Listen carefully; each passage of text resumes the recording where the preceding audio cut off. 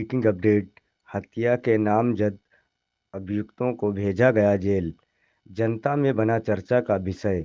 मोहम्मदी खीरी नगर के मोहल्ला सरैया में दो पक्षों में हुई मारपीट में दोनों पक्षों के व्यक्ति घायल थे, जिसमें एक युवक मंसूर पुत्र कल्लू गंभीर रूप से घायल हो गया था, जिसे शाहजहांपुर जिला अस्पताल के लिए रेफर किया गया था, जहां डॉक्टर ने मंसूर उर्फ लल्ला को मृत घोषित कर दिया था।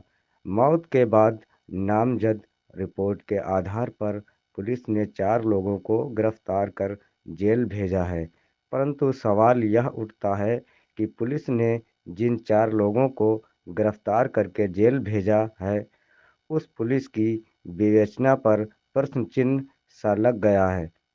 आम चर्चा के अनुसार प्रधान और प्रधान के पुत्र को रंजिशन फंसाया गया है। वहीं दूसरे पक्ष की रिपोर्ट भी दर्ज नहीं की गई। गौरतलब है कि पहले पुलिस ने गैर इरादतन हत्या की 84/24 धारा 323, 504, 506, 304 में रिपोर्ट दर्ज की और सुबह दबाव के चलते 304 की जगह 302 हत्या में शामिल की गई, परंतु नामजद अभियुक्तों को गिरफ्तार कर 2 दिन अपनी ही हिरासत में रक्षा में रखकर आज सुबह 6 बजे गोमती पुल मोड़ के पास गिरफ्तारी दिखाकर जेल भेज दिया, जिसमें आम जन से लेकर बुद्धिजीवियों में चर्चा का विषय बना हुआ है कि शासन का दिशा निर्देश है कि दोषी छूटे ना और बेकसूर जेल ना जाए। इस पर भी प्रश्न चिन्ह लग गया। बहरहाल पुलिस ने अपनी पीठ थपथपाते हुए सभी नामजदों को जेल भेजकर अपने कर्तव्यों की इतिश्री कर ली है। वही नामजद लोगों से यही प्रतीत होता है कि यह वर्चस्व की लड़ाई जो चुनावी खेल का हिस्सा है, वही इसी पूरे घटनाक्रम में एक स्थानीय जनप्रतिनिधि का महत्वपूर्ण योगदान चर्चा का विषय बना हुआ है। आप देख रहे हैं जमीनी हकीकत न्यूज़ नेटवर्क। सहयोगी दोस्त सुमित राठौर, ब्यूरो रिपोर्ट मोहम्मद हारून रजा वाहिदी, लखीमपुर खीरी। जी जी, अपने परिचय में क्या कृपा करें। मैं विनोद तिवारी मेरा नाम है और पुलिस विभाग में मैंने 41 वर्ष सेवा की है और उपनिरीक्षक के पद से मैं सेवानिवृत्त हुआ हूं और वर्तमान में मैं पत्रकारिता भी करता हूं और वकालत भी करता हूं और समाज सेवा भी करता हूं। ब्राह्मण महासंस्था का मैं प्रदेश अध्यक्ष हूं, राष्ट्रीय और जनसंघ विकास संगठन का राष्ट्रीय उपाध्यक्ष प्रशासनिक भी हूं।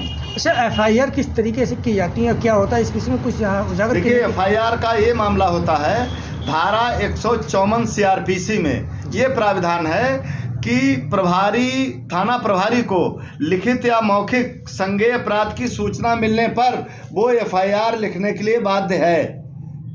अच्छा ठीक है, ये मतलब बाद होता है जी ठीक है। और ये यहाँ मोहम्मदी में कस्बा मोहम्मदी के सरैया मोड़ में घटना घटित हुई थी जी। इसमें एक पक्ष की तरफ से मतलब दोनों पक्षों में घायल हुए, लेकिन पक्ष एक ही का लिया गया। इस विषय में आप क्या कहना चाहेंगे? देखिए, ये तो खुला है मामला, सोशल मीडिया पर वायरल हुआ।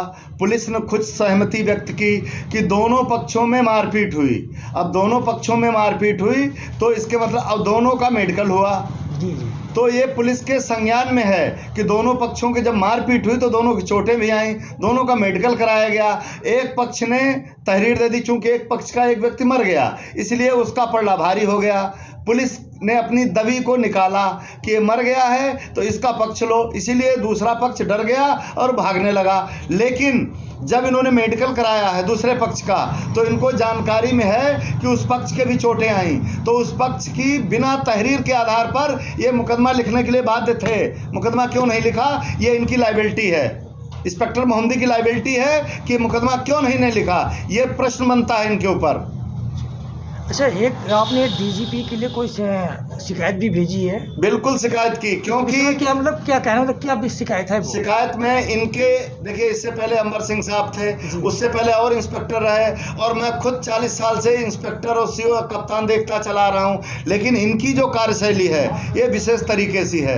जैसे कि थाने में रात दिन कोई भी स्वतंत्र रूप से जा सकता है और अपनी बात कर सकता है, लेकिन इन्होंने एक गेट पर एक आदमी बैठा रखा है रजिस्टर लेके, आप पहले एंट्री करिए तब जाइए।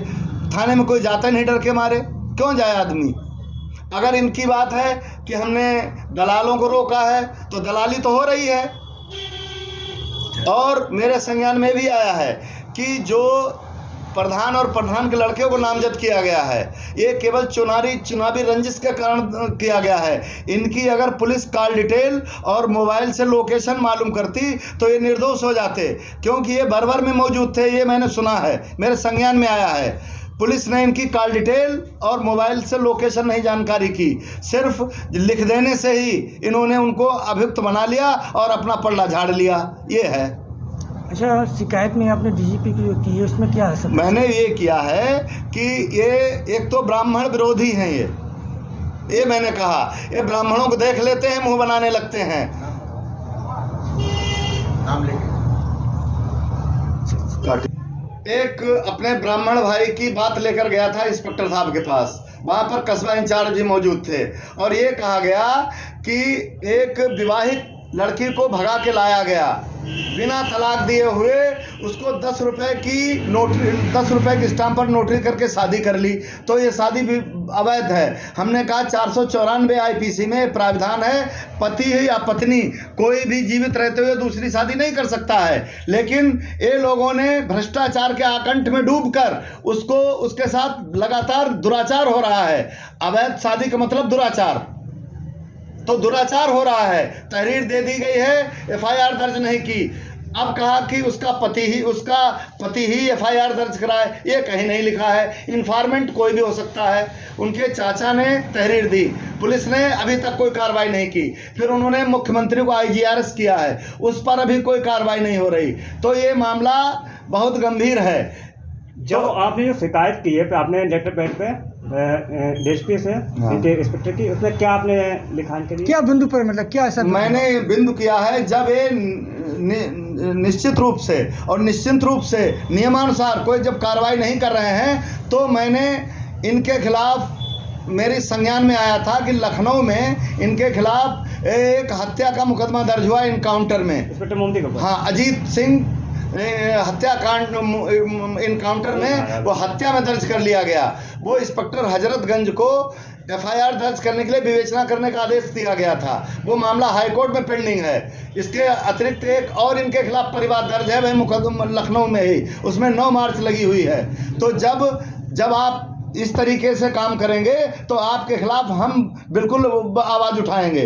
आप नियमानुसार कोई काम नहीं कर रहे हैं, आप किसी की बात नहीं सुन रहे हैं, आप अकड़ के रहते हैं, अंग्रेज जैसे क्रूर शासकों की तरह आप कार्रवाई कर रहे हैं। क्या तरीका है ये? क्या मैंने इंस्पेक्टर नहीं देखे हैं? क्या मैंने कप्तान नहीं देखे हैं? क्या मैंने जनता के साथ कोई अच्छा व्यवहार नहीं किया है? क्या इनसे पहले कोई और इंस्पेक्टर नहीं रहा है? क्या मतलब है ये? ठीक है।